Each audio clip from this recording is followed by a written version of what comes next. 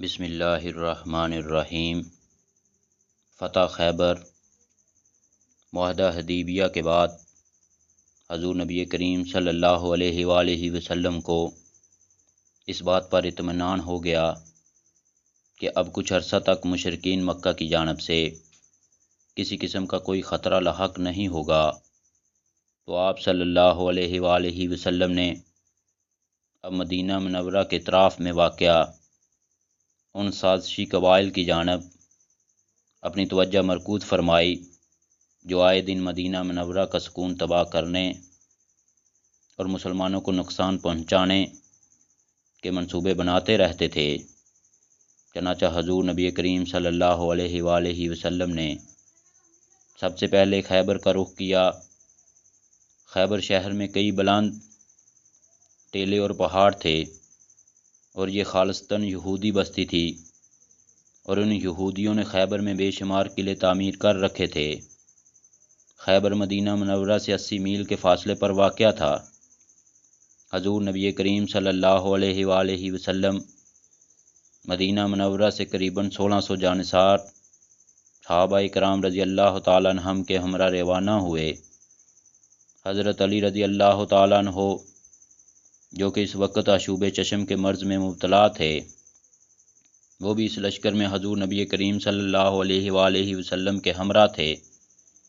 لشکر اسلام نے سب سے پہلے خیبر کے قلعہ نام پر حملہ کیا۔ حضور نبی کریم صلی اللہ علیہ وآلہ وسلم کے حکم پر حضرت محمد بن مسلمہ رضی اللہ تعالیٰ عنہ کی قیادت میں لشکر اسلام کے ایک گروہ نے قلعہ نام پر حملہ کیا۔ حضرت محمد بن مسلمہ رضی اللہ تعالیٰ عنہ اور ان کے بھائی حضرت محمود بن مسلمہ رضی اللہ تعالیٰ عنہ نے نہایت دلیری کے ساتھ مقابلہ کیا اور بالآخر جام شہادت نوش فرمایا۔ قلعہ نام کے بعد لشکر اسلام نے اپنی پیش قدمی جاری رکھی، یہاں تک کہ قلعہ کاموس کے علاوہ خیبر کے تمام قلعے فتح کر لیے۔ قلعہ کاموس کا شمار خیبر کے سب سے مضبوط قلعوں میں ہوتا تھا، اور اس قلعے میں یہودیوں کا سردار مرحب رہتا تھا۔ حضور نبی کریم صلی اللہ علیہ وآلہ وسلم نے لشکر اسلام کو حکم دیا کہ وہ قلعہ کاموس کا محاصرہ کر لیں۔ لشکر اسلام نے قلعہ کاموس کا محاصرہ کرنے کے بعد اس پر کئی تابڑ توڑ حملے کیے، لیکن فتح نصیب نہ ہوئی اور انہیں یہودیوں کی جانب سے بھی سخت مزاحمت کا سامنا کرنا پڑا۔ حضور نبی کریم صلی اللہ علیہ وآلہ وسلم نے جب دیکھا کئی روز کے محاصرے اور تابڑ توڑ حملوں کے باوجود قلعہ فتح نہیں ہو رہا، تو آپ صلی اللہ علیہ وآلہ وسلم نے اعلان کیا کہ کل میں علم اس شخص کو عطا کروں گا جسے اللہ اور اس کا رسول صلی اللہ علیہ وآلہ وسلم محبت کرتے ہیں، اور وہ بھی اللہ اور اس کے رسول صلی اللہ علیہ وآلہ وسلم سے محبت کرتا ہے۔ اللہ اس شخص کے ہاتھوں قلعہ فتح فرمائے گا۔ حضور نبی کریم صلی اللہ علیہ وآلہ وسلم کا فرمان سن کر تمام صحابہ کرام رضی اللہ تعالیٰ عنہم کے دل میں یہ خواہش پیدا ہوئی کہ علم اسے عطا ہو۔ اگلے روز جمعہ تھا۔ حضور نبی کریم صلی اللہ علیہ وآلہ وسلم نے جمعہ کی نماز کی ادائیگی کے بعد دریافت کیا کہ علی رضی اللہ تعالیٰ عنہ اس وقت کہاں ہیں۔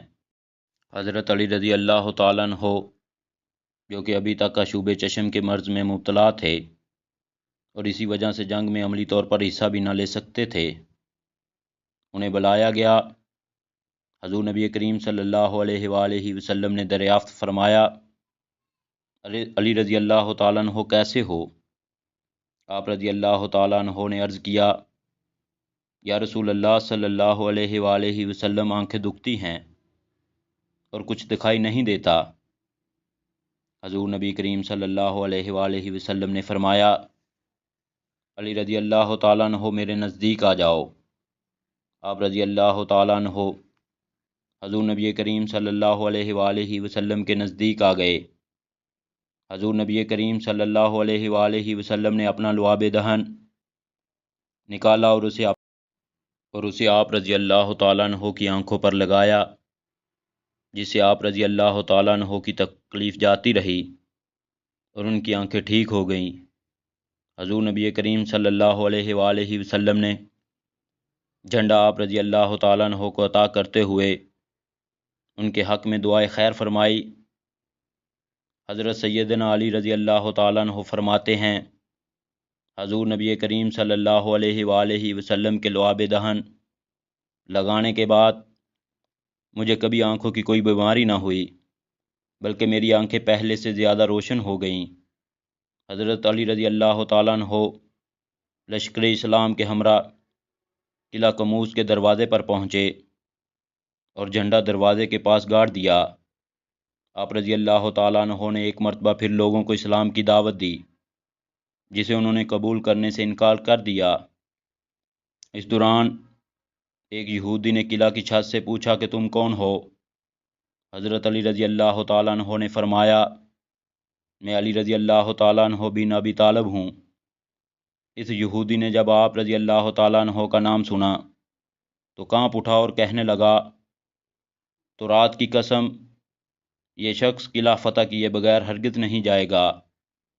حضرت علی رضی اللہ تعالیٰ عنہ نے قلعہ قموس پر حملہ کیا تو یہودیوں کے سردار مرحب کا بھائی حارث کئی یہودیوں کے ہمراہ مقابلے کے لیے نکلا۔ آپ رضی اللہ تعالیٰ عنہ نے ایک ہی وار میں اس کا کام تمام کر دیا اور لشکر اسلام نے باقی کے تمام یہودیوں کو جہنم میں واصل کر دیا۔ مرحب کو جب اپنے بھائی کے قتل کی خبر ہوئی تو وہ غیظ و غضب کے عالم میں ایک لشکر کے ہمراہ قلعہ قموس سے باہر نکلا اور بآواز بلند کہنے لگا، خیبر مجھے جانتا ہے کہ میں مرحب ہوں، سطح پوش ہوں، بہادر و تجربہ کار ہوں۔ حضرت علی رضی اللہ تعالیٰ عنہ نے اس کے جواب میں فرمایا، میں وہ ہوں، میری ماں نے میرا نام شیر رکھا تھا اور میں دشمنوں کو نہایت تیزی سے قتل کرتا۔ یہودیوں نے شکست تسلیم کرتے ہوئے امان طلب کی اور آئندہ سے بعد عہدی سے توبہ کر لی۔ حضور نبی کریم صلی اللہ علیہ وآلہ وسلم نے جزیہ کی شرط پر ان سے صلح کر لی۔